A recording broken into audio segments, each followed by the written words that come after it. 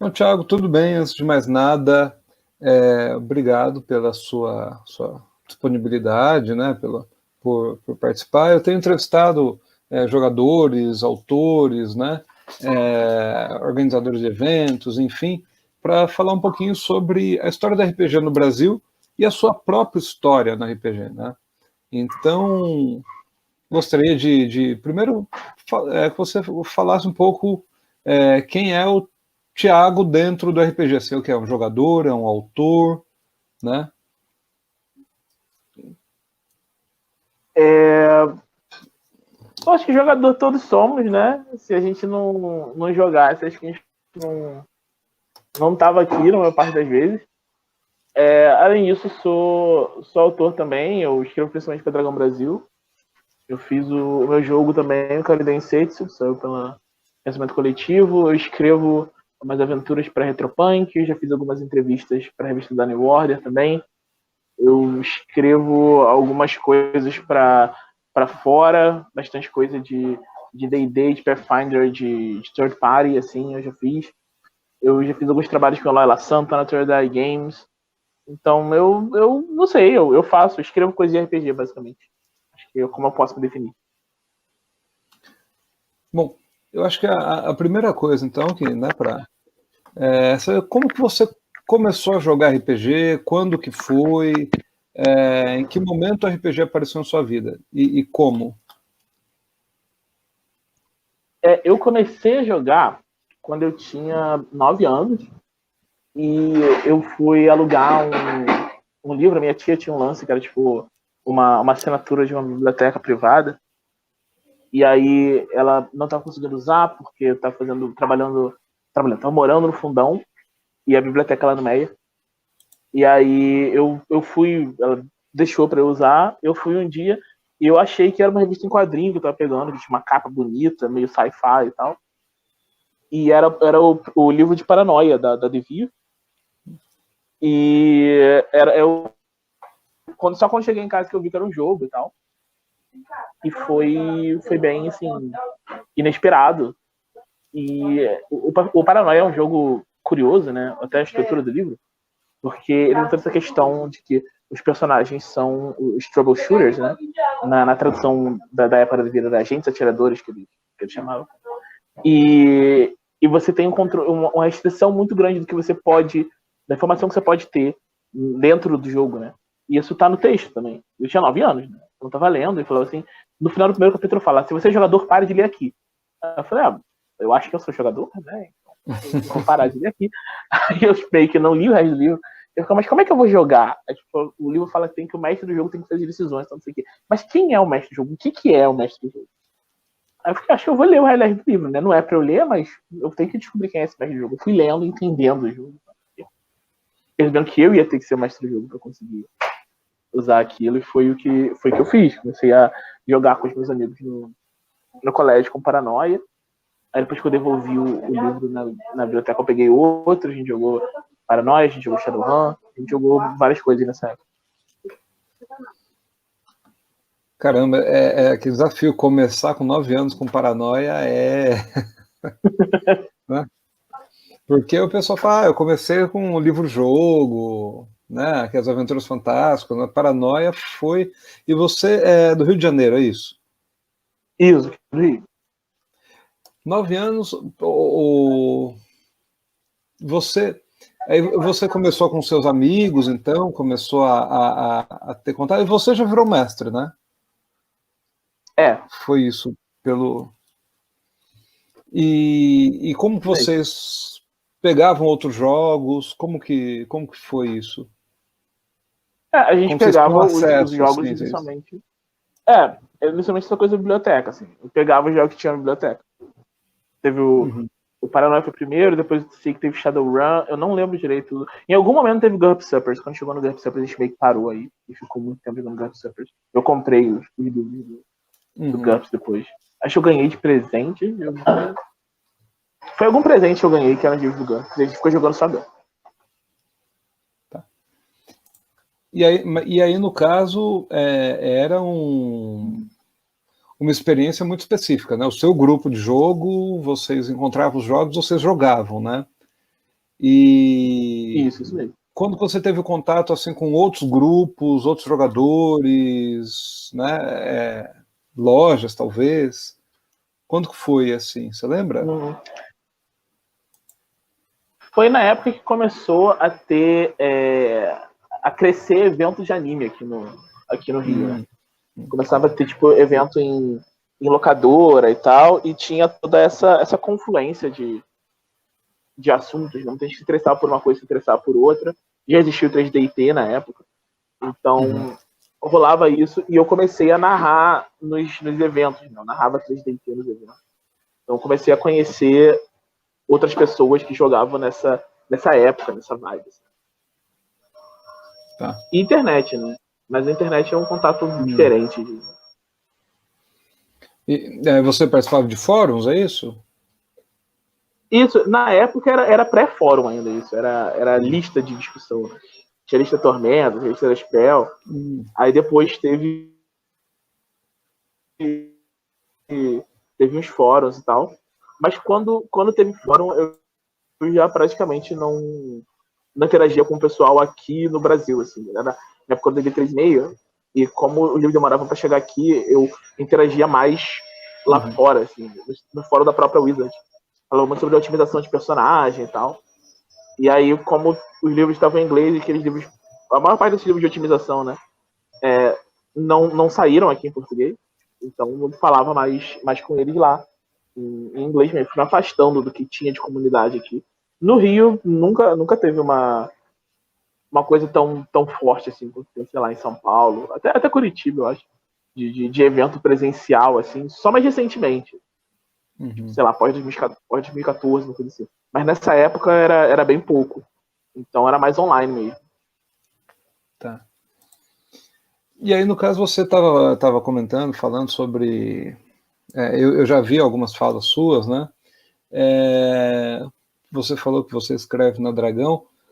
Como foi o seu contato com a Dragão? Nessa época que eu tava tipo, jogando 3DT, né? Tinha um site do conhecido meu, dois conhecidos meus, né? O Thiago Marinho, que hoje está na Secular, e o João Paulo Nogueira, que hoje está afastado de RPG. Eles fizeram esse site que tipo, continha conteúdo de 3DT para tipo, fãs poderem colocar conteúdo lá, poder ter acesso. Aí eu fiz uma adaptação de Dragon Ball, né, que eu queria jogar com meus amigos, basicamente. Aí eu fiz a adaptação de Dragon Ball para 3DT e coloquei lá. E aí, um pouquinho depois, eu recebi um e-mail do Marcelo Cassaro dizendo que ele queria colocar minha adaptação na Dragão. E foi quando eu tive tipo, meu primeiro contato com publicação e tal. Foi o primeiro trabalho remunerado da vida. Foi esse. Eu tinha tipo 14 anos. Aí teve essa, depois eu fiz o Rama Meio. Aí depois tive um problema com tipo, conexão de internet e tal, casa, mudança. E perdi o contato dele e só fui voltar quando depois eu parei de manter contato com RPG no Brasil, basicamente. Né? Tipo, jogava com o meu grupo e falava de RPG em inglês. E voltei só em 2014. E foi quando, um pouquinho depois, a Dragão voltou também e calhou de eu ser chamado para fazer Genocidas de Bardo. Onde eu tô até hoje. Bom, eu imagino que um jovem de 14 anos de idade receber um e-mail, uma mensagem do Marcelo Cassaro deva bagunçar um pouco a cabeça, assim, né? Porque o Marcelo Cassaro era o grande nome, assim, na época, e você falou que você escreveu de forma despretensiosa para jogar com seus amigos, e você simplesmente, né, é convidado para a revista mais importante, né, de RPG. Como é que foi isso?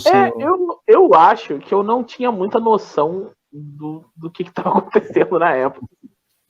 Eu não entendia nem que era trabalho remunerado. Assim. Eles ligaram para minha casa meses depois para dizer, tem um cheque aqui pro Thiago e tal.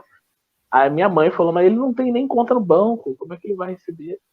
Aí eu tive que abrir uma conta no banco para depositar e tal.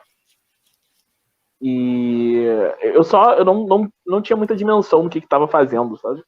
Eu achava que era, ok, ele gostou, vai sair na revista e, tipo... eu não tive o peso que tem hoje, assim. Hoje eu olho para trás pra mim e penso, nossa, isso foi, tipo, super importante e meio que definiu rumos da minha vida a partir desse momento, sabe? Mas na época eu não entendi isso. E no caso, você falou que você começou a interagir mais com o fórum, mais com o público americano, né? E eu vi que você já participou, inclusive, você comentou que você participou do The Forge, né? Que essa é uma comunidade E, indie. Como é que foi isso? Você tá falando que você estava na Wizard, você entrava em contato com D&D, e como é que você pulou nessa comunidade? Se você puder explicar um pouco o que é o The Forge e... primeiro, o Wizards, a foto do Wizards, a gente chamava de 339, que era o final da URL dele, era 339.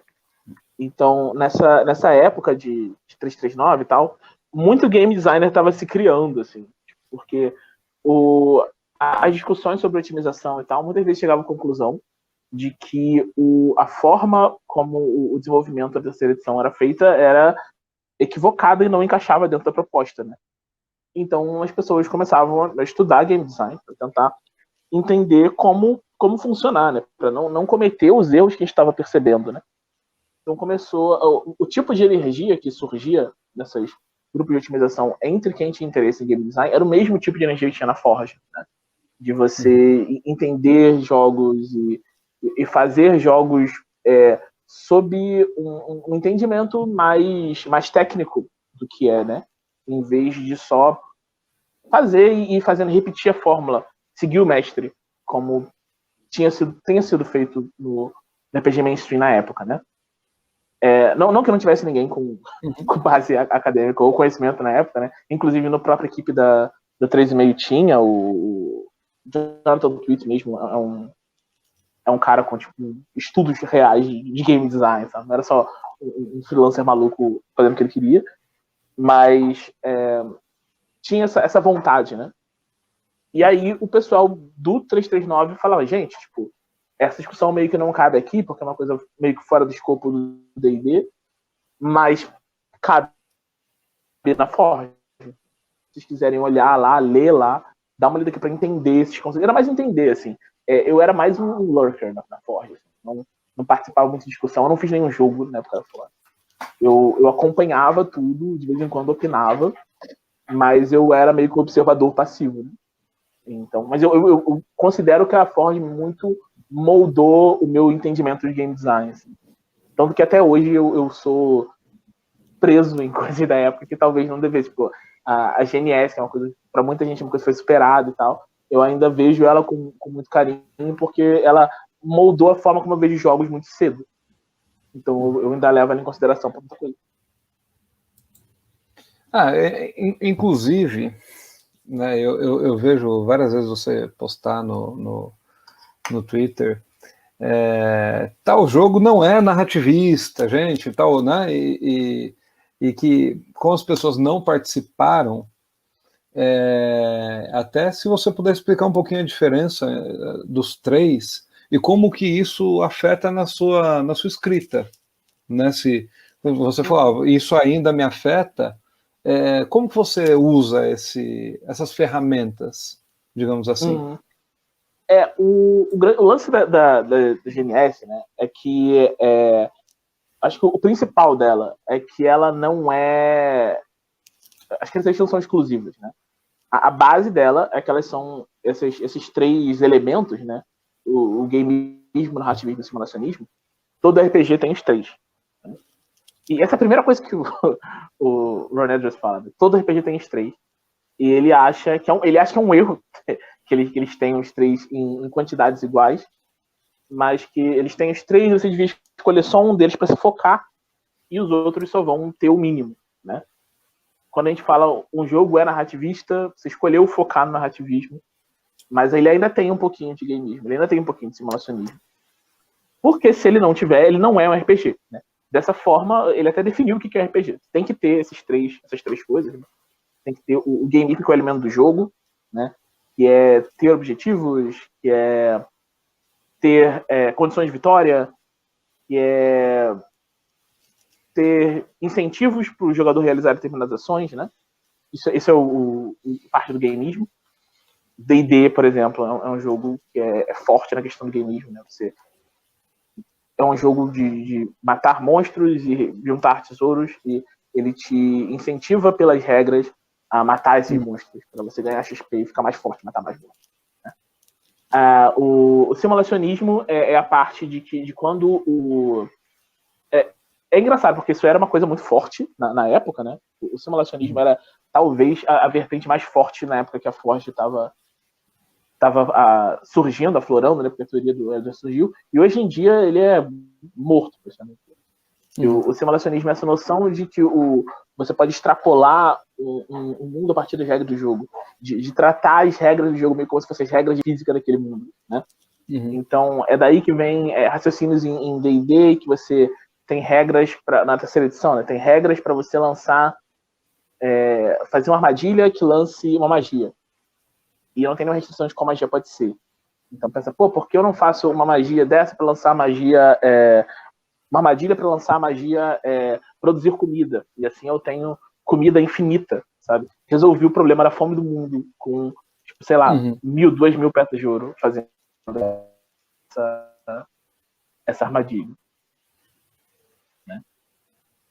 E um mundo em que, tipo, você constrói esse tipo de coisa, as pessoas vão para esses lugares. Basicamente, tem todo um universo que surge em cima dessa ideia de como a magia em D&D é muito, pelo menos na terceira edição, né?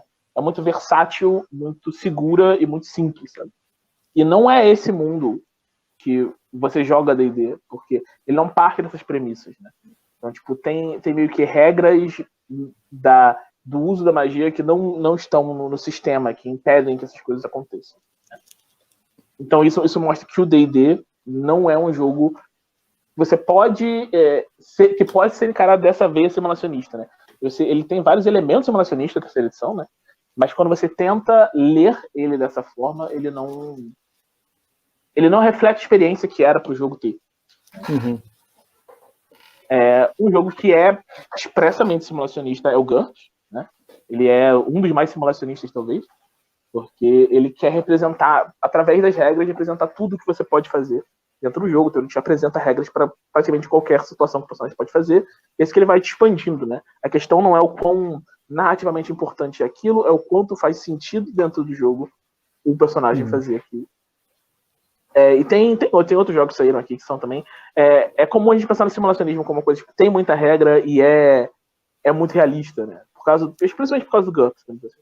Mas tem vários jogos simulacionistas que não são assim. O Toon, que saiu aqui também, é um jogo simulacionista, né? Ele tá. Só que a realidade que ele tá tentando simular não é nossa.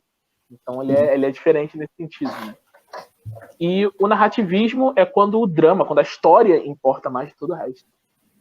A tendência mais comum é que as pessoas dizem, então vampiro é narrativista, né? E, tipo, não, vampiro tem muito poucas mecânicas narrativistas.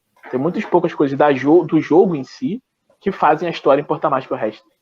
E aqui a gente... Curiosamente, nessa época, o jogo... não, tinha o Falkenstein. Mas tirando o Falkenstein, o jogo mais narrativista que tinha no Brasil era o 3D&T. E tinha um monte de mecânicas para você usar XP para emular o gênero que ele estava tentando emular o tipo de história que esse gênero contava, né? Você podia gastar XP para editar cena, para recuperar a vida, para ter um poder que você não tinha e tal. Isso é uma pegada narrativista, assim, que outros jogos mais recentes passaram a ter, e o 3D&T lá nos anos 90 já tinha. E esse fórum para você foi uma grande escola, né? E aí você fala que em 2014 você volta a frequentar a comunidade brasileira, né? E o que você sentiu quando voltou? Mas você continuava jogando, né? Continuava com o seu grupo. Nessa época, eu praticamente só jogava Pathfinder. Eu tinha um grupo que eu jogava Pathfinder. E era isso, assim. Eu tinha essa mesa de Pathfinder e não jogava mais que isso. Tá. E você, quando você volta para o mercado em 2014, mais ou menos, e em diante, você sente alguma diferença nas discussões, nos temas, primeiro entre o que você via e o que você via no exterior, assim? Acho que a grande diferença que eu tive foi o que meio que me fez interagir, era a quantidade de informação que as pessoas tinham, né? Eu estava acostumado a discutir com outras pessoas que faziam jogos, né? Eram essas comunidades que eu estava, tipo, eu sabia muito menos do que todo mundo que estava discutindo comigo, basicamente. Eles que estavam me ensinando praticamente tudo. Eram pessoas que já faziam seus jogos e tal, às vezes autores publicados, porque a Forge era muito democrática, né? E o pessoal do 339 também, muita gente do 339 passou a trabalhar com jogos e tal.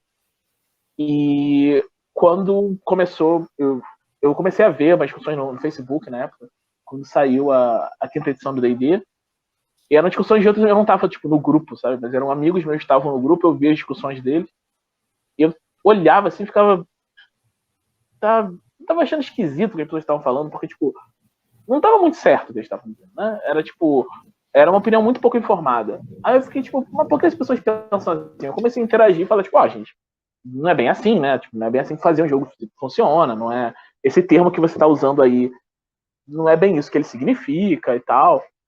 E aí foi quando eu comecei a interagir e tal com o pessoal, assim.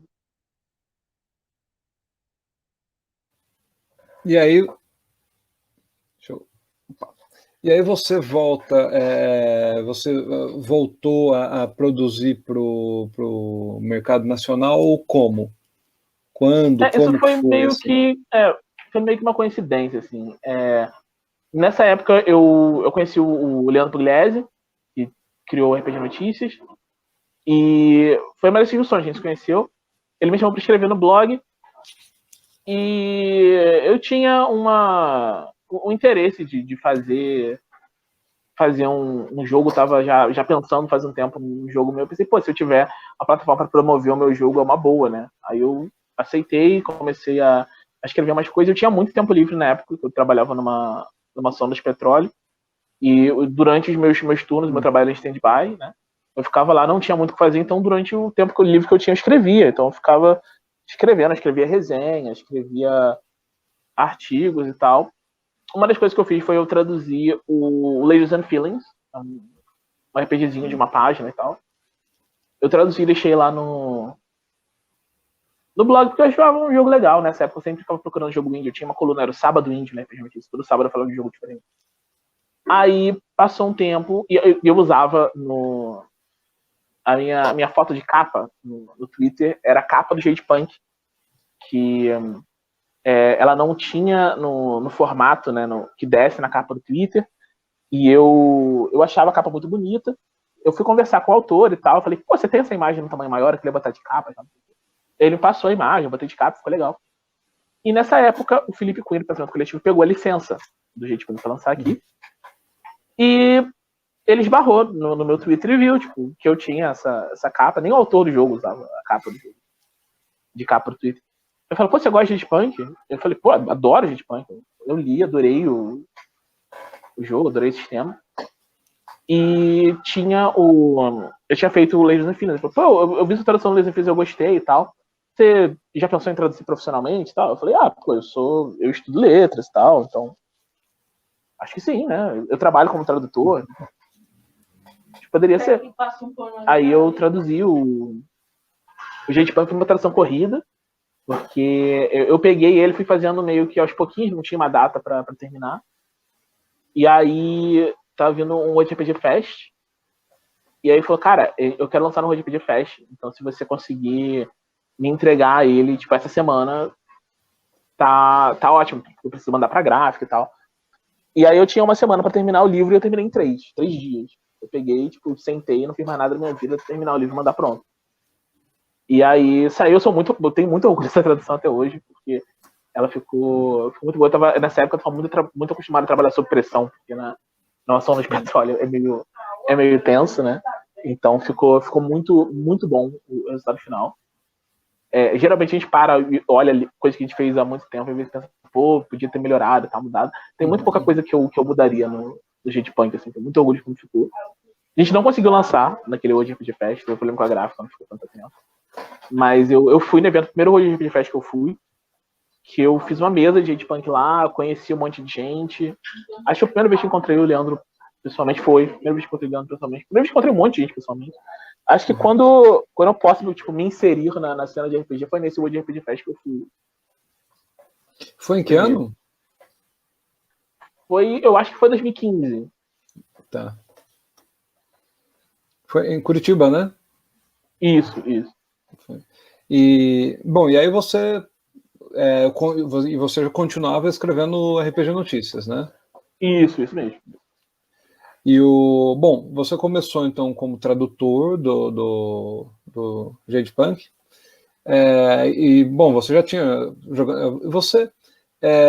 Esses jogos que você foi experimentando, que você foi estudando, né, que você falou, você jogou muito tempo Pathfinder, você começou já com o Paranoia.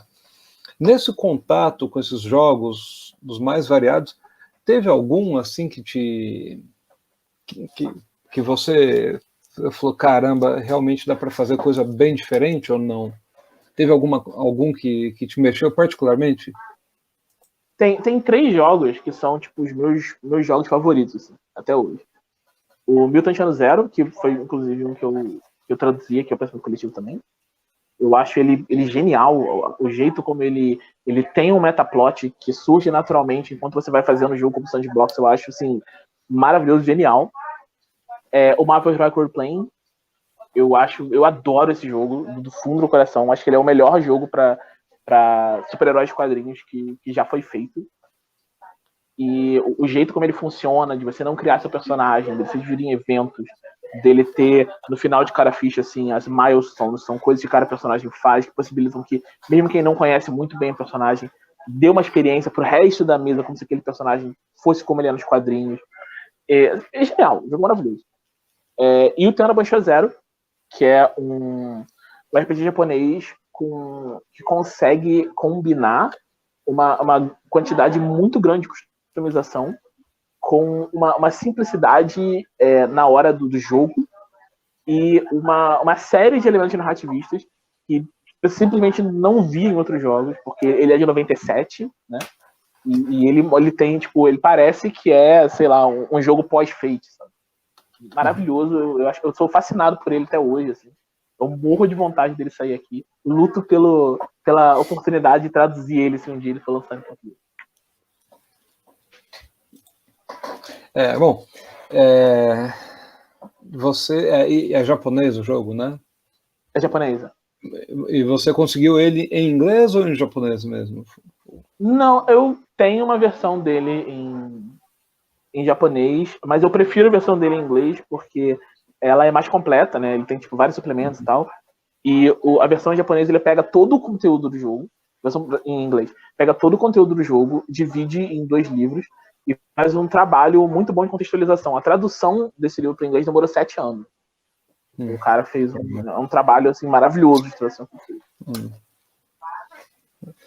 Bom, se for demorar 7 anos para o Brasil, então, para traduzir, tomara que demore menos, né?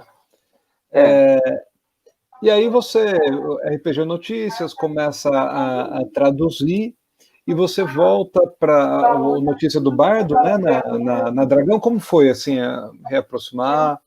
Como foi isso?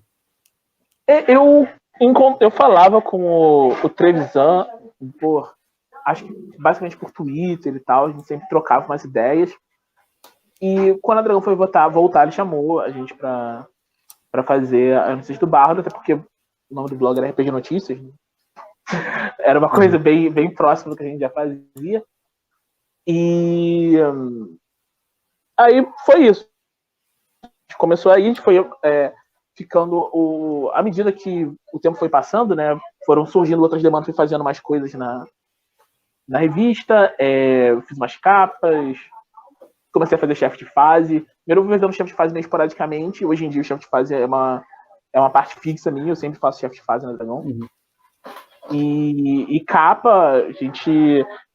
Foi esse ano que eu percebi, eu parei para contar junto com o dela, eu vi que eu tenho a maior quantidade de capas na fase digital da DB, né? A maior quantidade de matéria de capa. É a matéria de capa, né? Tá. Isso, a matéria de capa.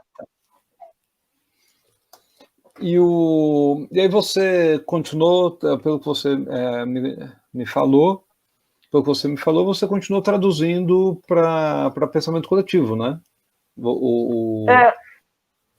Para pensamento Mutante coletivo, Zero. eu fiz o ano 0, eu fiz as aventuras do Interface Zero, eu fiz um suplemento de Demon Lord, o Apêndice do Demon Lord. Eu tô terminando o outro suplemento de Demon Lord para pensamento coletivo.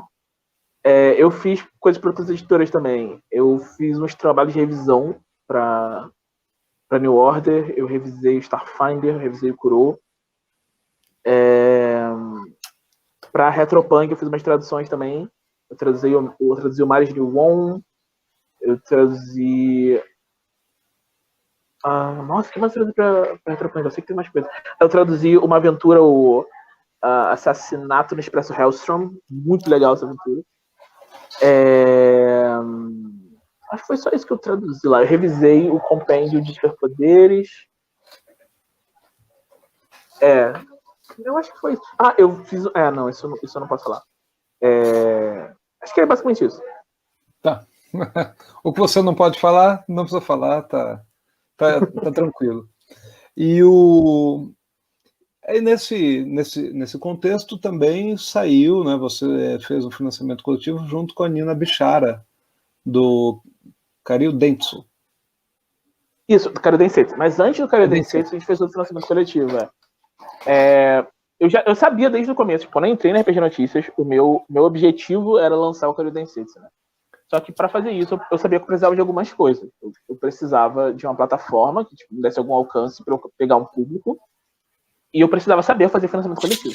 Então, a gente teve a ideia de fazer o RPG de caracterização, que era um livro mais simples, né? Uma coisa tipo uma coletânea de textos e tal, para testar como fazer as coisas. A gente teve alguns problemas, estávamos conseguindo fazer.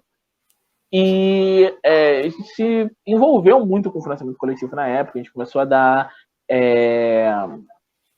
consultoria para quem queria fazer financiamento. A gente tinha umas ideias. O Leandro, principalmente, tinha muitas ideias de marketing e tal. A gente começou a usar isso para ajudar nas campanhas de financiamento de jogos e texturas. Então a gente fez Shadow Demon Lord, a gente fez Sétimo Mar, a gente fez... O que mais? Vocês fizeram, significa que vocês meio que coordenaram ali o financiamento? Não, é uma consultoria, assim. Tipo, a editora faz o financiamento, mas a gente fala, faz isso, faz isso, faz isso. A gente pode dar suporte dessas formas e tal. Pro Demon Lord a gente chegou a fazer um fast play que acabou que a gente não usou. Mas a gente, por exemplo, a página de Shadow Demon Lord no Facebook, a gente coordenava, assim. A gente fez várias formas de interação de mídia social lá. Tipo, tinha uma que a gente o Leandro começava a narrar uma cena, as pessoas iam seguindo junto com ele e tal. Esse era o tipo de coisa que a gente fazia. Tá. E o Karyu Densetsu, inclusive, eu participei, eu ainda não consegui pegar o meu, tá, deu um probleminha lá no site, mas eu vou esperando terminar o ano para conseguir fazer isso. Como que surgiu a ideia do jogo? O Karyu, ele é um jogo que tá comigo há muito, muito, muito tempo, assim. Quando eu tava no colégio ainda, era muito fã do Street Fighter, do Storyteller, né? E eu jogava muito ele. E eu tava com uma vontade de fazer uma coisa mais anime do que só jogo de luta. E ele não tava me servindo nisso, fui procurar um jogo que desse isso, achei o Trash, né? Um jogo do Ian Clanny, que é meio que um sucessor espiritual de Street Fighter, puxando exatamente o personagem que eu queria. E ele é um jogo muito fácil de abusar, né? Na época eu percebi logo, mas ainda assim, eu narrei, eu fiz um play by mail com ele, fiz muitos amigos jogando nessa época, jogando online e tal. E foi uma época muito bacana, assim. E aí, um pouquinho depois eu comecei a me interessar por design de jogos de verdade, por questão da Forge e tal. Ao mesmo tempo que o Incline lançou a versão 2.0 do Trash, que era um jogo tipo, muito superior. Só que ele falou que não pretendia, depois de um tempo, assim, eu conversei com ele, e ele falou que não pretendia terminar o jogo. Ele lançou um beta e falou que não tenho mais interesse em trabalhar com isso, tem outras coisas que eu quero fazer e tal. Eu fiquei, pô, eu meio que queria ver esse jogo terminado. E um dos cenários prontos que tem no Thrash é Caribbean City, ou pelo menos era Caribbean City, porque hoje em dia é uma coisa diferente, que era o nome da campanha caseira do Dwayne, né? Quando ele jogava Thrash com os amigos dele, ele jogava Caribbean City. Que era meio um cenário genérico de videogame, com a ideia dele, né? E o meu Play by Mail era Caribbean City também, e foi gerando sua própria meio que mitologia, né? Uhum. Então, o que eu queria fazer era um jogo Caribbean City que usasse essa vibe que tinha no Play by Mail e tal. E na época eu tava... mudou um pouco o tipo de mangá que eu lia, né? Eu comecei a ler mais de mangá seinen, que é mangá adulto. E eu queria retratar esse tipo de história, né? Porque existe história de ação em mangá seinen também. Eu queria trazer essa ideia que são, tipo, histórias mais focadas em personagens, são histórias mais curtas, geralmente. E era esse tipo de jogo que eu queria, assim, um jogo focado em personagens para campanhas curtas, com que tivesse uma boa divisão de controle narrativo e que você tivesse combates táticos, mas sem movimentação tática. Então, tipo, eu tinha uma visão muito clara de como o jogo ia ficar. E eu fui estudando e montando ele como eu queria. Conversei muito com o William também. O William é tipo meu guru de game design, assim. Ele me deu maior força, assim. Ele vive falando para lançar o Karyu em inglês também. E uma coisa que a gente vai fazer em algum momento também. Uhum. Mas eu tava lá e tinha essa ideia do jogo já, um esqueleto do jogo, e não tinha um livro, né? Eu tinha muita coisa escrita e não tinha um livro pronto ainda. E eu percebi que faltava muita descrição do cenário, faltava muita fluff e tal. E não era exatamente o que eu tava interessado em escrever na época, né? Eu tinha outras coisas que eu queria fazer, outras coisas que eu queria, sei lá, colocar meu tempo e energia e ficar escrevendo cenário, uma coisa que eu sabia que era importante e necessário para funcionar, mas não era o que eu queria fazer. E aí eu encontrei alguém que era muito bom em fazer isso, a Nina Bichara, e eu chamei ela para fazer esse trampo no Cadê? A gente já tinha trabalhado junto antes, eu não lembro exatamente onde. Eu lembrei. Eu conheci a Nina porque ela fez uma stream de Punk. E a gente começou a conversar a partir daí. Aí a gente fez um trabalho para a gringa. A gente fez uma classe de Pathfinder para Pet Goblin Games. E aí eu chamei ela para fazer esse trampo de escrever o fluff do Cadê? Que a gente geralmente divide em crunch e fluff, os elementos do sistema. Crunch é a parte mais mecânica, fluff é a parte mais descritiva. E aí ela começou a fazer, e aí foi se envolvendo mais no projeto, e a gente acabou dividindo a autoria, né? Ela se envolveu tanto na parte do crunch também, então a gente meio que reconstruiu o KD e montou um livro a partir daquele esqueleto que eu tinha feito antes, assim. E o que saiu, né, não existiria Carolina se não fosse Nina Bichara. Ela foi e deu forma para aquilo que estava bem solto que eu estava fazendo. E aí, você falou que o contato com outros mangás te mudou, né?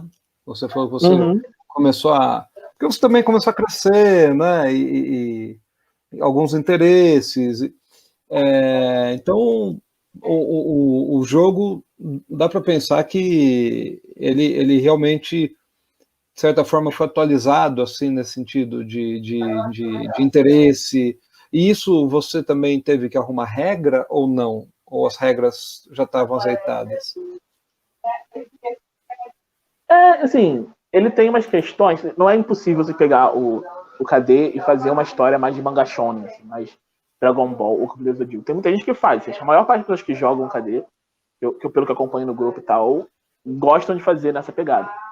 Mas o meu objetivo nele, que eu queria trazer do manga seinen, era essa preocupação maior com o personagem, assim, o personagem ser o foco da história, porque é mais comum isso acontecer. Né? Em manga shonen, muitas vezes, são mangás de plot, em vez de mangás de personagem, né? Tipo, as coisas acontecem e o personagem acompanha. Por exemplo, Bleach é assim, né? Na maior parte das vezes, o protagonista ele não é central aos acontecimentos. Ele só está lá enquanto as coisas acontecem. E a ideia no Cara Dentro não é essa, né? A ideia é que você é a estrela do show. Né? E as histórias acontecem por causa dos personagens. Eles são fundamentais para ela. E isso é uma coisa muito comum do Seinen. E outra coisa é a duração. Né? O KD ele é um jogo pensado para campanhas de curta duração. A gente tem o sistema de progressão deles, imagina que você vai jogar mais ou menos até a hora 3, ali, hora 4, que é uma coisa de tipo 20, 30 sessões de jogo. Assim, dependendo de como você jogar, em um ano, menos 6 meses, você pode fechar uma campanha inteira de Karu Densetsu, que é tipo uma run de mangá seinen, assim, tipo, um mangá de 10 volumes, um mangá de talvez 12, 13 volumes. Um anime de 13 ou 26 capítulos. Né? Então essa é a ideia que ele quer passar. Você pode esticar, você pode fazer mais se quiser e tal, mas a gente queria que ele funcionasse melhor dentro desse universo. Porque também não era uma coisa bem representada nesse sentido. Né? Geralmente tinha jogos que envolviam essa temática, costumavam ter uma progressão um pouco lenta e tal. Então, não refletia o tipo de história que a gente queria contar. Tá, E isso daí é realmente, né? Você fechar esse né, você definir, né? O tempo, né? Porque eu fico pensando, às vezes as pessoas falam, pô, mas o cara tem uma campanha que joga há 20 anos. Aí você fala, cara, imagina, né? Aqui, e nada contra, mas aqui você tem que ter um sistema de regras completamente baseado para fortalecer, né? Porque senão o que eu penso muito do D&D, que você vai tendo monstros e criaturas, porque senão chega uma hora que o personagem ele não tem um mínimo de desafio, né? E quanto tempo demorou a pesquisa, teste e escrita do KD? Depende muito de como você for contar, mas dependendo de como você for contar, se for contar lá na época do PBN, demorou mais de 10 anos. Mas eu gosto de pensar de quando eu sentei para escrever essa versão do KD, pelo menos. São uns 5. Eu comecei em 2013, 2012. E chamei a Nina em... foi uns 5 anos. Teve algum momento que você pensou assim, desistir, não vai dar certo, colocou de lado? Alguma regra, alguma coisa assim que você não sabia como... Isso sim, assim, várias vezes eu tenho versões inteiras do Karu Densetsu que eu falei, não, tá, isso aqui não deu certo. Vamos começar de novo do zero. Eu nunca pensei em, tipo, não vou fazer, mas eu já pensei várias vezes, isso que eu fiz aqui não funciona. Eu posso até usar isso depois, mas agora não serve mais. Tá. É nesse sentido, vocês pensam em fazer suplementos para ele ou não? Assim, tá acabado, deixa fazer outras coisas agora? Não, a gente tem muitos planos de suplementar o KD. Assim. A gente tem alguns suplementos do financiamento, né? Alguns já saiu o Operação Pandora, que é uma aventura com alguns elementos de customização também. Saiu o livro de contos. E tá para sair, tem outros que estão para sair ainda do financiamento. Tem o Vida no Ring, que é sobre o circuito mundial de lutas, que vai ter tipo, vários personagens para você jogar. Ele deve ser o primeiro que vai sair, dos mais próximos. Tem o Alma de Aço, sobre ciborgues, isso vai demorar um pouquinho, a gente quer mexer bastante no texto ainda. Tem o Esperança, que é o da Nina e tal, que é sobre uma cidade específica, onde tem uma cidade que apareceu numa história que a gente fez também. Então. Tem o Hackeando Dragão, que é meio que um guia para as pessoas poderem mexer e alterar o jogo para deixar do jeito que elas quiserem. Principalmente para deixar com cara mais de shonen, como parece que todo mundo quer. E esses são os do financiamento. Além deles, a gente quer fazer o Guia do Outro Mundo, que é sobre o mundo onde tem os yokai, os Shen, e o Filho do Fogo, que é meio que o Máscara de Nyarlathotep do KD. Assim. É uma mega aventura através do mundo e tal, dentro desse universo. Tá. E me fala uma coisa, você falou que está pensando em traduzir para o inglês, etc. Mas você puder falar um pouquinho sobre a sua produção em língua inglesa mesmo. Como Hum. que começou? Você falou que você fez uma classe, mas como que se deu assim? Como que você se apresentou? Como que você produziu? Então, o pessoal com quem eu andava, né, nos fóruns, 339, no Forge, no Giant in the Playground, meio que as pessoas faziam jogos e volta e meia me convidavam para escrever alguma coisa, tá? Eu sempre fui meio reticente, assim, de participar, porque eu não confiava muito principalmente na minha habilidade de escrever numa língua que não fosse minha língua nativa, né? Mas aí depois eu comecei a trabalhar de tradutor offshore, e, tipo, convivia com uma equipe só de americanos o tempo inteiro e fiquei mais confiante na minha habilidade com a língua mesmo, para escrever. Foi nessa época que começou a ter o RPG Superstar da Paizo, né? Que você fazia seus itens mágicos e tal para fazer lá. Eu cheguei a fazer um RPG Superstar. E depois que eu fiz, eu mandei meu item não, eu não ganhei.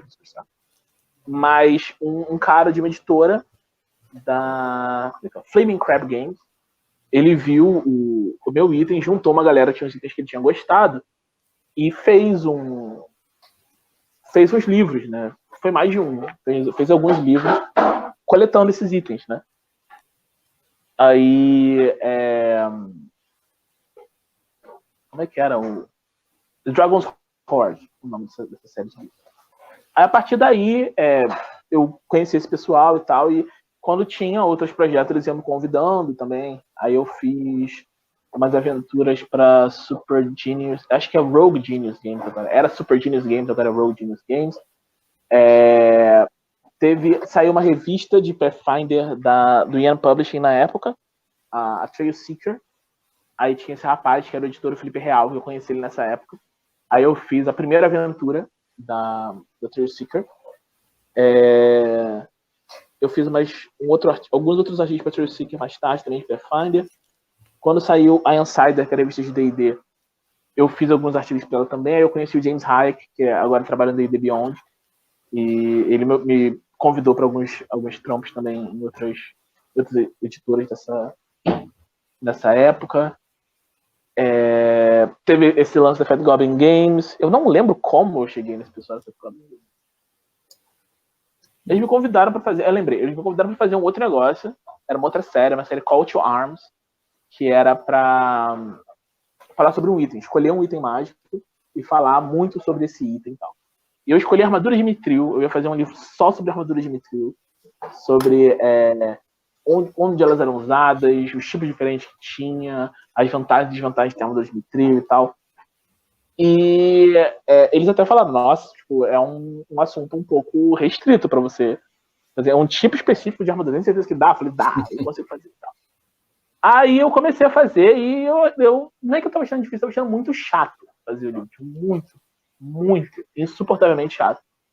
E aí eu fui e falei com eles, gente, eu tô achando isso muito chato, não quero fazer esse livro. Eu posso fazer outra coisa? Se alguma outra coisa que querem que eu faça, eu faço, eu só não quero fazer isso. Aí eles falaram, cara, tem essa classe. A gente quer fazer uma versão do Soul Knife pra Pathfinder, só que usando as regras do Occult Adventure. Tem uma classe Occult e tem que ter essa ideia do Soul Knife, mas não pode se chamar Soul Knife. E se ele pudesse ser ancorado em alguma coisa de mito, melhor. Aí eu pensei, show, adoro Soul Knife, minha classe favorita, vou fazer. Aí eu comecei a fazer e tal, e a parte da pesquisa de mito é onde eu tava assim, não dá trabalho, e tipo, não, eu queria fazer a regra, o crunch eu tinha, assim, já. Mas eu não tinha a menor noção de, tipo, alguma coisa de mito com guerreiros que inventam arma e tal. Aí eu fui conversar com a Nina, e ela fez mais essa parte da pesquisa pra gente fazer a classe. Ela encontrou, é uma questão hindu, o nome Astra vem daí, né? Que é uma classe de guerreiros que invocava armas divinas do nada, assim, tipo, eram meio que pedaços da alma deles que eram imbuídos de divindade, eles empunhavam, um negócio assim. E é isso que é o fluff do nosso Astra, né? Essa classe occult que a gente fez. Aí depois desse período, eu fiquei um tempo meio off, assim, de escrever lá para fora, porque eu me concentrei em fazer as coisas aqui, até que nesse ano a IEN teve a ideia de fazer o Level Up, que é um livrão, é meio que um AD&D da quinta edição, e como eu tinha trabalhado com eles antes, eles me chamaram. Aí eu tô trabalhando nesse livro. E um AD&D da quinta edição, né? E como que tá, assim, essa... Porque é um filme muito grande, né? Eu acho que eu cheguei a ver, você postou o link que tem pessoas de vários países, né? Não é só ali os Estados Unidos. Como que é esse desafio? Porque é um livro grande, né? É um livro, digamos, um livro que grande, tem uma pretensão, né? É um projeto bem ambicioso. E uma das pretensões que eles têm é de garantir que seja um livro com visões muito diversas, né? Uma grande acusação que a gente tem no D&D hoje em dia é que o D&D é muito branco, né? Ele representa muito a visão do homem médio americano. E eles não querem isso no Level Up. Então eles chamaram pessoas de nacionalidades, e orientações e etnias diferentes para ter uma visão bem plural no livro. E a gente está retrabalhando o que significa. A gente não usa o nome raça no jogo, a gente tem origens, a gente tem heranças. A gente está reescrevendo as classes todas. E algumas classes já saíram para playtest e tal. Tem algumas que voltaram já. O Ranger, a gente já fez o Ranger, lançou o Ranger. Teve várias coisas do Ranger que o pessoal não gostou de estar refazendo o Ranger. Essa é a segunda versão, deve ter uma terceira versão do Ranger. O Ranger é complicado, mas é um trabalho longo, assim, e não tá nem perto. Tipo, nem ligeiramente perto de estar terminado. Tem aí mais uns 2 ou 3 anos, assim, de trabalho fácil, então? Eu acho que, assim, pelo menos mais um ano pra gente entrar no financiamento. Tá. E o financiamento não deve ter com o jogo completo. O financiamento deve ser com playtest 100%. Assim. Então, tipo, um ano para terminar o playtest.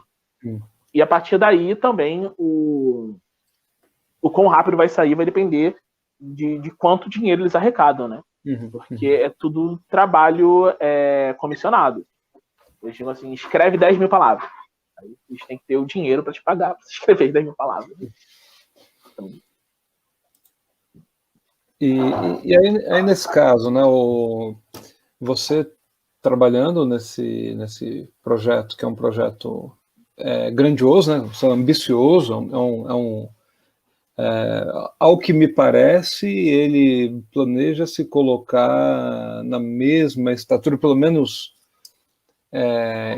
que o D&D, que o Pathfinder, assim, né, com uma mesma, o que eu quero dizer, assim, o mesmo modelo, um livrão que te permita... sim, né, não é um livro indie de 15 páginas, assim, né? Não é grandioso, inclusive materialmente, assim, falando, né? Eu imagino que as imagens deve ser...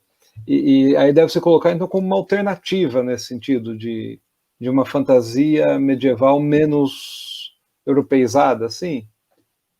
Assim, não tão... Eu gostaria que fosse mais, assim, mas um dos objetivos que a gente tem é que o que a gente faça seja ainda reconhecível como D&D, né? A gente não quer que o cara... A gente não quer que Level Up seja um jogão diferente, assim, sabe?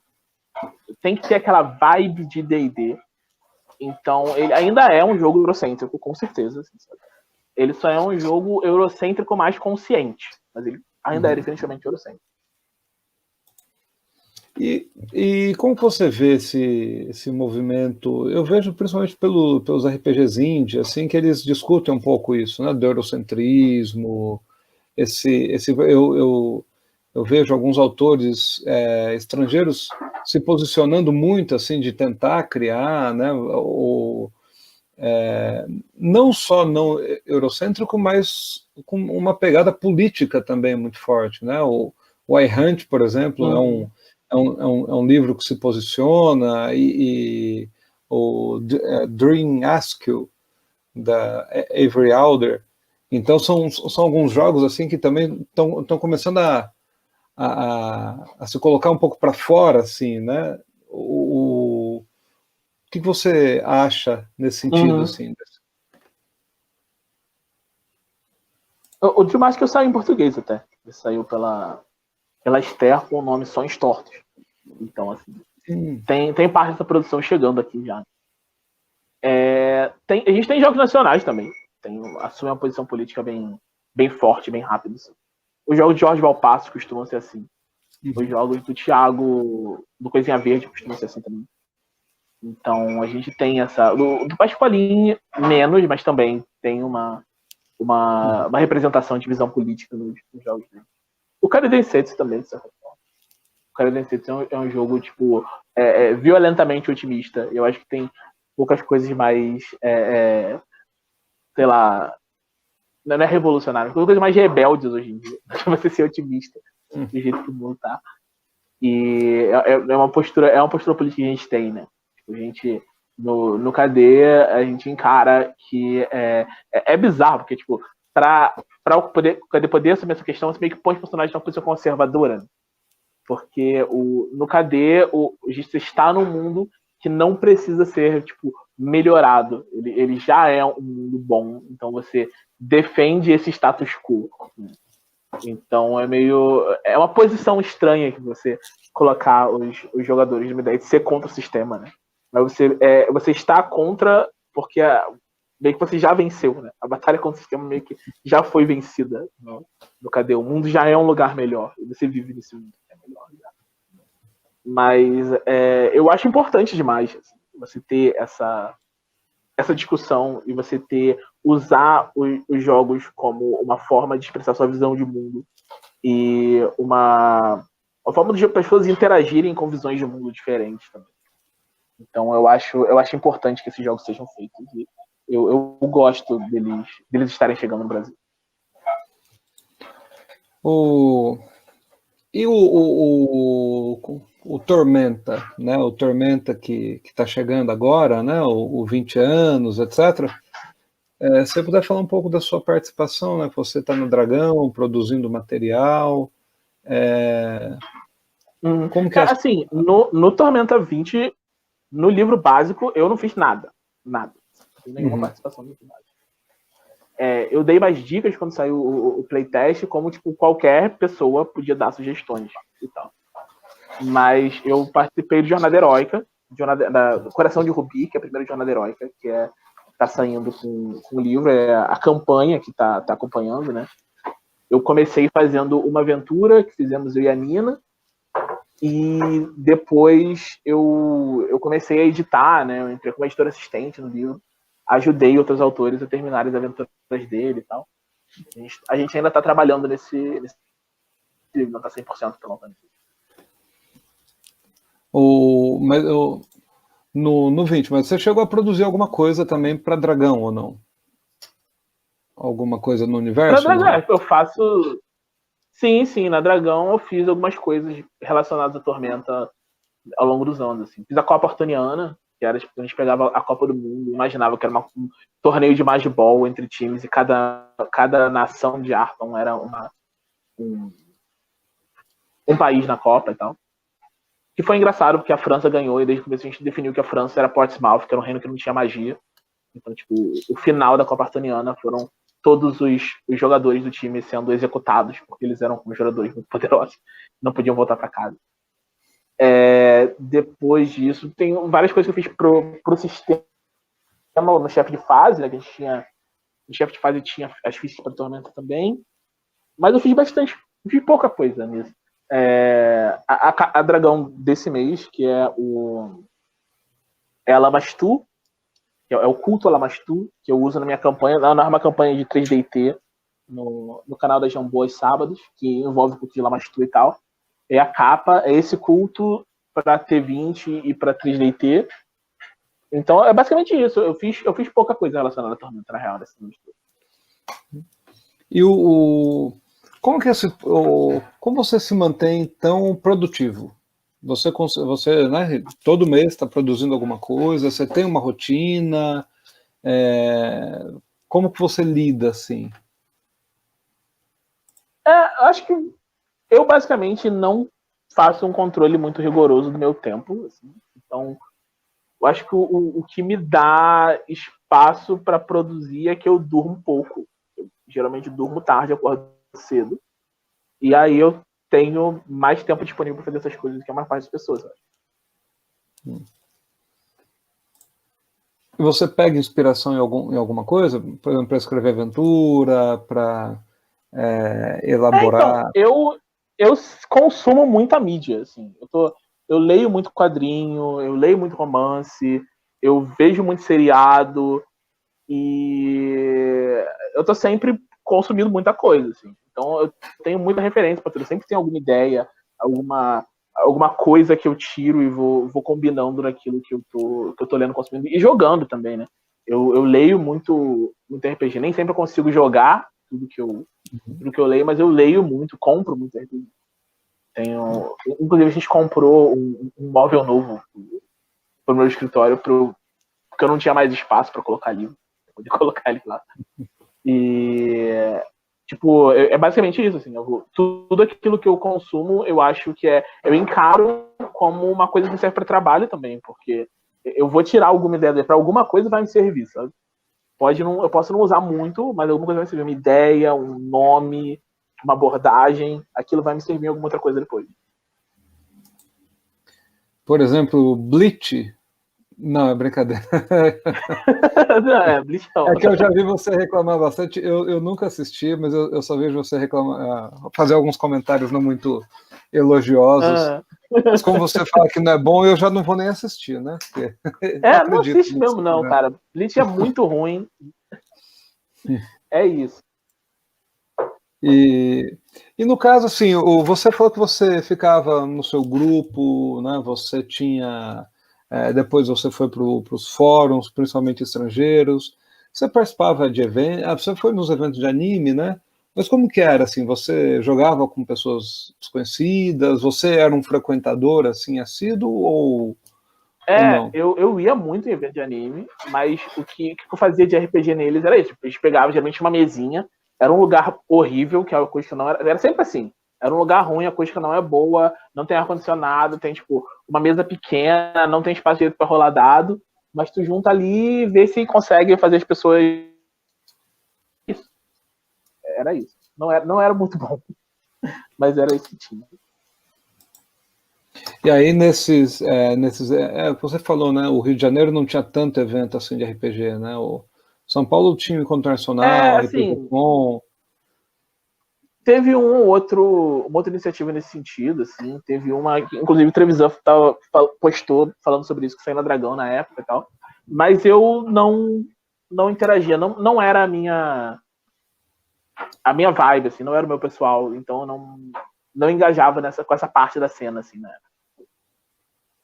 E aí você entra no. Bom, apesar que você já participava de fóruns, etc.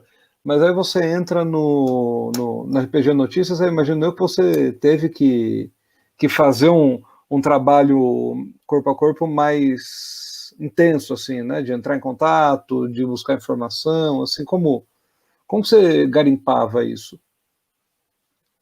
Não, nunca tive muita dificuldade com isso, não, porque um pouquinho depois que eu entrei teve o RPG Fest, e aí lá você encontra as pessoas pessoalmente, né? O bom do evento é isso, você encontra as pessoas pessoalmente, você vai, conversa e tal, e aí você faz os contatos, a partir do momento que você conhece, né?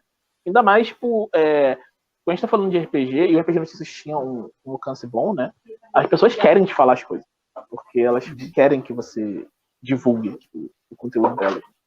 Então, foi muito rápido para mim ter o contato com as pessoas quererem falar comigo. Porque, basicamente, precisavam do espaço do RPG Notícias, eu precisava do que elas tinham para falar. Então, todo mundo saia ganhando. Eu vi recentemente, parece que o RPG Notícias deu uma pausa, é isso? A gente deu um hiato, a gente não sabe quando vai voltar do hiato. Mas por enquanto não tem RPG Notícias. Tá. Mas é isso por questões pessoais, de tempo, né? Assim, é mais uma questão da saúde do Leandro, que é o cara que faz o exercício comigo. Ele tá meio doente e ele não pode. E aí eu não consigo tocar sem ele. E aí eu achei melhor parar. Entendi. Mas aí você continua na Dragão fazendo basicamente o mesmo trabalho, assim, né? De divulgar as novidades, etc. Sim. Esse trampo continua fazendo na DB. Já teve alguma... bom, você resenhava. Já teve gente reclamando de resenha ou não? Gente aparecendo, você não entendeu meu jogo. Não, acho que não. Pessoal, até então... eu lembro de uma... Acho que a resenha mais crítica que eu fiz foi do Icon, da Redbox, que eu gostei do livro, mas eu fiz várias reclamações sobre o conteúdo. E a própria editora compartilhou a resenha, logo quando saiu e tal. Então, foi bem tranquilo. Entendi.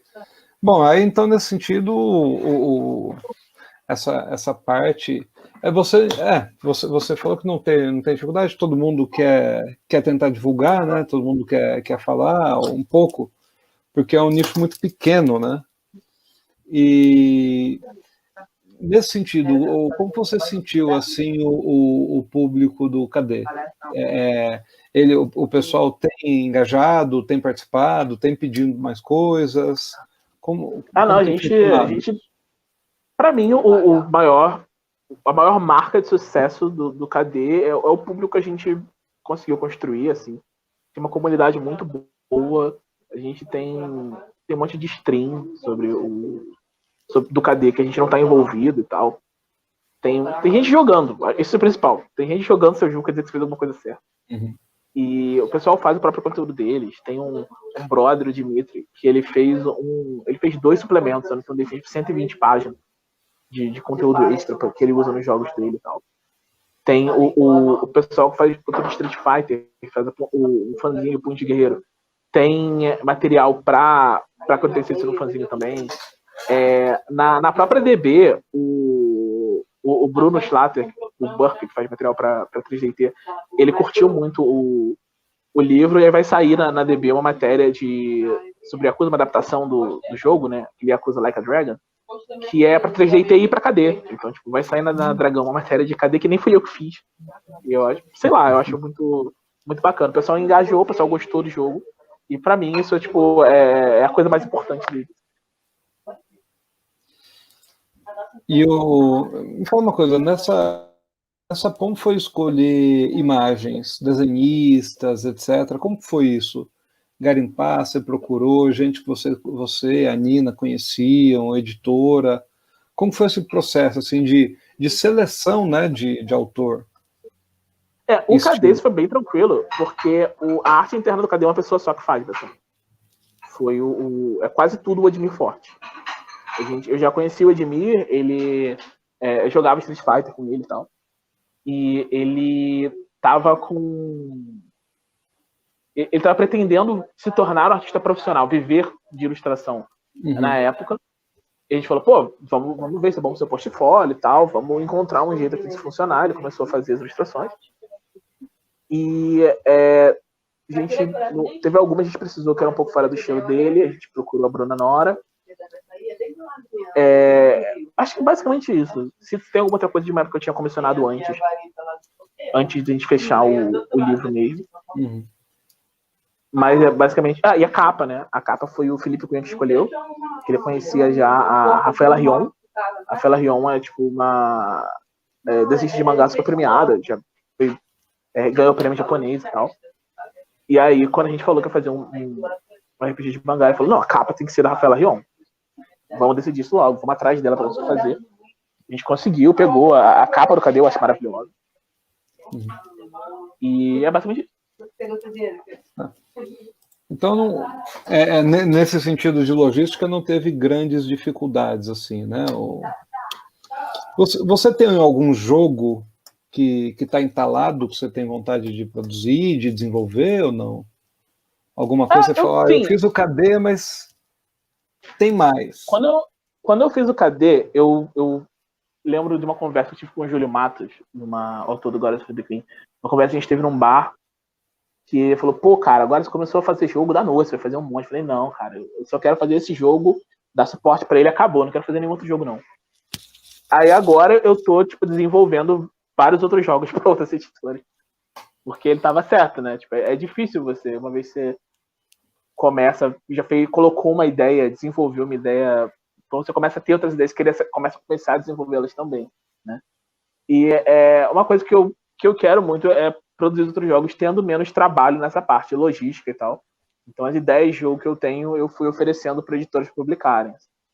Eu tenho um RPG de super-herói para sair pela New Order, um Árvore Futurista para sair pela Jambô, um compêndio de anime para sair pela Retropunk. Então eu tenho ideias e tipo, eu procuro editoras e falo, olha só, tipo, eu tenho essa ideia aqui e tal, te interessa para lançar?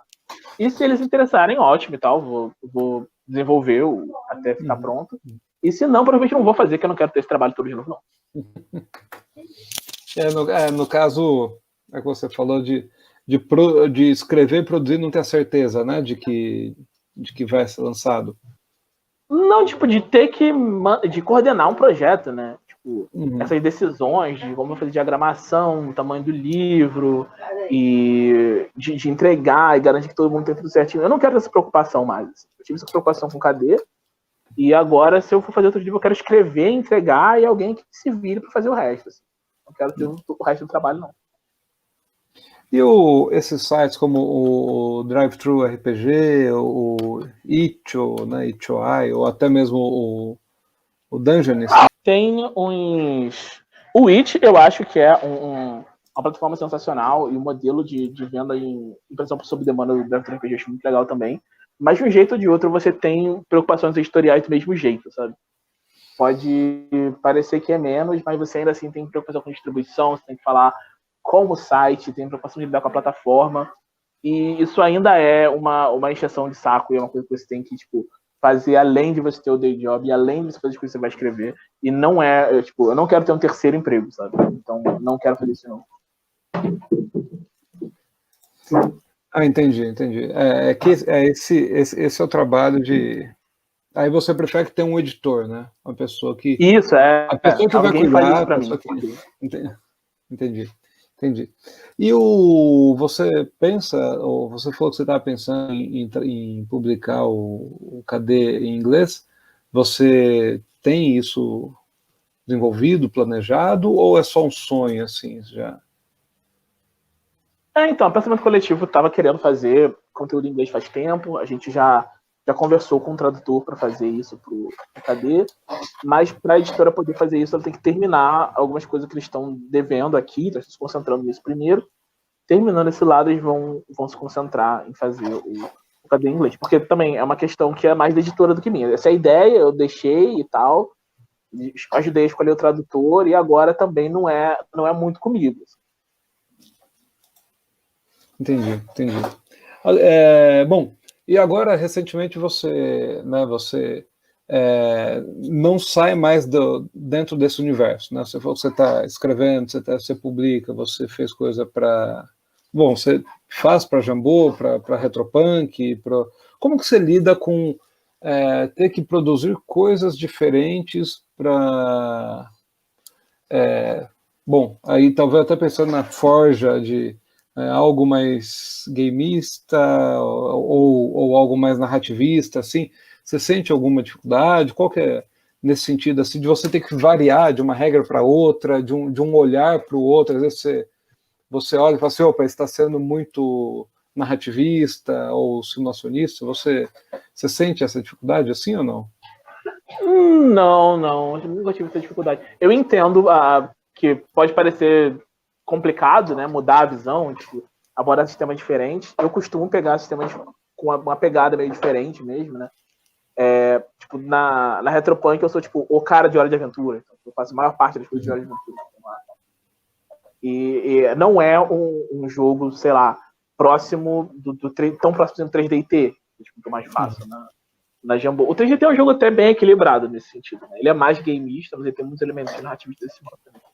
Mas o Hora de Aventura não. O Hora de Aventura é bem... É narrativistão, assim.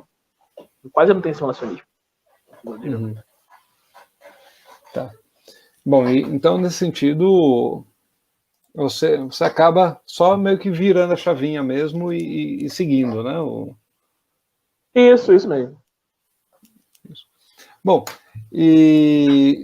então, dentro da... Você gostaria de fazer um comentário sobre alguma área assim que a gente não falou, alguma experiência?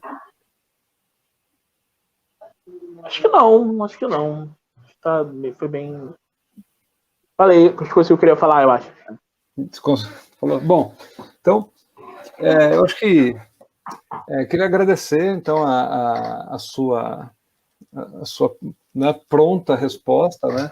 Eu quero ver se eu consigo colocar esse vídeo já para dar um presente de Natal para o pessoal, né? O pessoal poder assistir aí, curtir. Então, eu agradeço, né? E esperando, então, para ver os próximos livros, os próximos textos,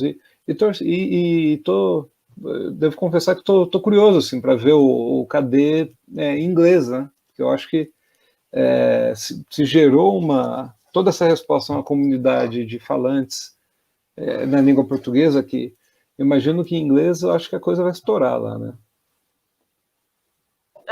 Eu não sei, né? A gente conseguiu um resultado bom no KD aqui, em grande parte por causa da estrutura do RPG Notícias. Até o jogo sair, foram anos a gente falando sobre ele, e tinha uma página que a gente mostrava o conteúdo e tal, não sei o quê. Muita gente foi atrás do jogo, porque já me conhecia, ou conhecia a Nina. A gente não vai ter nenhuma dessas vantagens lançando em inglês.